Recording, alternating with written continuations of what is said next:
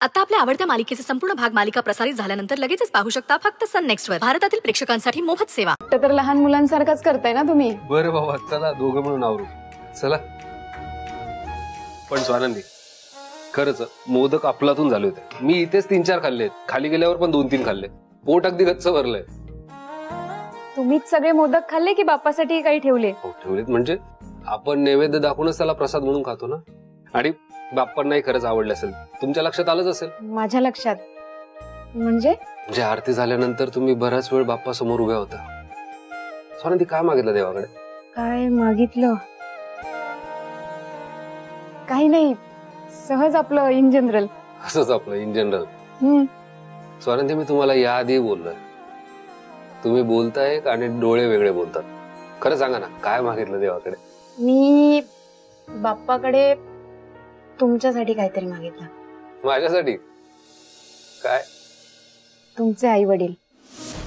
मणी सर, मी ना बाप्पाकडे प्रार्थना केली की काहीही चमत्कार घडून आण, पण तुमची आणि तुमच्या आई वडिलांची भेट होऊ देत. त्यांना कळू देत त्यांच्या पोटी किती कर्तृत्ववान, संवेदनशील आणि प्रेमळ व्यक्ती जन्माला आली आहे.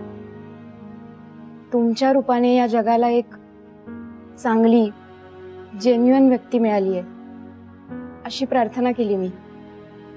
तुम्हाला माहितीये मणी सर, तुमच्यासारखा मुलगा एखाद्या आई वडिलांच्या पोटी जन्माला येणं म्हणजे किती भाग्य आहे. आणि तेच भाग्य त्यांना मिळू देत, ही प्रार्थना केली मी.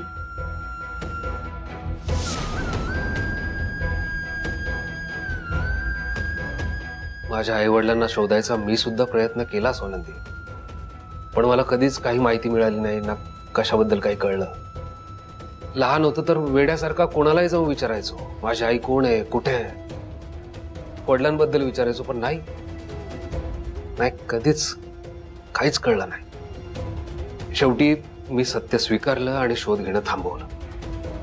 ज्यांचे आई वडील नसतात त्यांनाच तर अनाथ म्हणतो ना आपण. अनाथ माझ्यासारखे.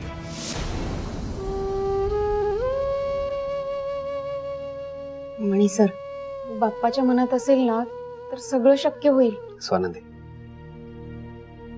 तुम्ही म्हणताय तसं खरंच जर मला माझे आई वडील भेटले तर या जगात सगळ्यात जास्त आनंदी मीच असणार आहे. आणि त्यावेळी तुम्ही जे मागाल ते मी तुम्हाला देईन.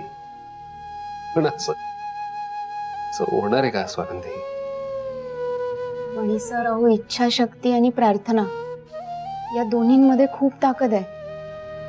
तुमची तुमच्या आई वडिलांना भेटण्याची इच्छा आणि माझी प्रार्थना नक्कीच तुमची भेट घडवून आणतील. आणि मणी सर, का कुणास ठाऊक, पण मला ना सारखं असं वाटतंय की तुमचे आई वडील इथेच कुठेतरी तुमच्या जवळपास आहेत. तुमची भेट नक्कीच होईल. ठीक आहे, तुम्ही म्हणताय तसं आमची भेट झाली तरी माझ्या मनात एक भीती आहेच स्वानंदी, कायम. कसली भीती? हीच की जरी भेट झाली तरी स्वीकारतील का मला? नक्की स्वीकारतील. का नाही स्वीकारणार? नाही स्वीकारणार स्वानंदी ते. त्यांना जर मला स्वीकारायचं असतं ना तर त्यांनी मला जन्माला घालून असं टाकून दिलं नसतं. आणि तुम्ही सुद्धा असं दिवा स्वप्न बघू नका. मी अनाथ म्हणून जगत आलोय आणि अनाथ म्हणूनच जगणार.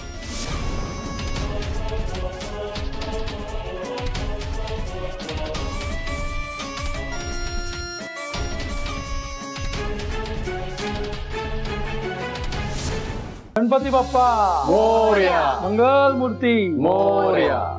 उत्तर पूजा झालेली आहे, आता आरती करून घेऊया. हो हो, चालेल चालेल. तसंही तुम्हाला जायचं असेल ना बाकी ठिकाणी, करा, सुरू करा तुम्ही. गुरुजी, घरातले सगळे सदस्य अजून आलेले नाहीयेत, तेव्हा मणी आणि स्वानंदी आल्यानंतर आपण आरती करूया. ज्यांना घरचे समजतात त्यांना घरचा गणपती आपला वाटतो का? उगाच सगळ्यांना तात्काळ ठेवलंय, नुसता बेजबाबदारपण आहे. मॉम मॉम, मणी आणि स्वानंदी वहिनी आले. अरे कुठे होतात? गुरुजी तेच म्हणत होते, आरतीसाठी आम्ही सगळेच फक्त आम्हीच नाही, बाप्पा सुद्धा आरतीसाठी खोळंबले. नाही म्हणजे स्वानंदी वहिनींचं काम झालं असेल तर आपण करू शकतो, किंवा स्वानंदी वहिनी तुमचं जर काही काम राहिलं असेल तर आम्हाला सांगा, म्हणजे तसं आम्ही बसून घेतो. सुजित, बस या.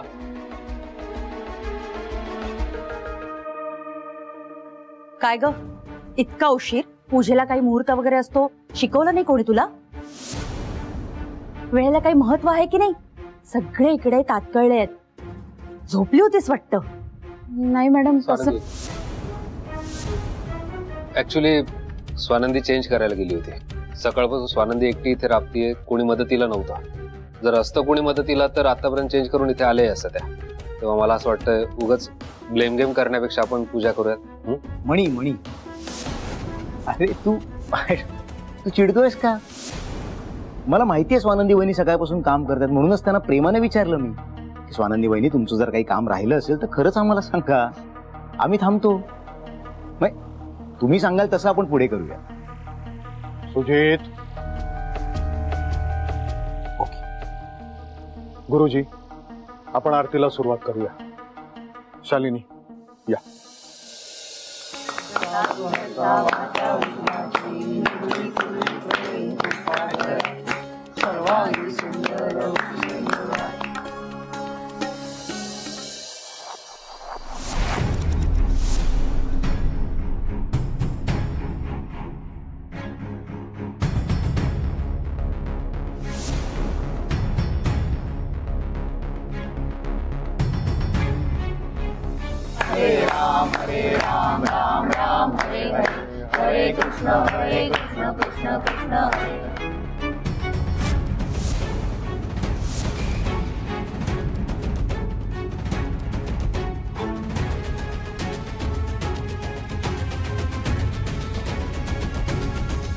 सर्वांनी नमस्कार करा.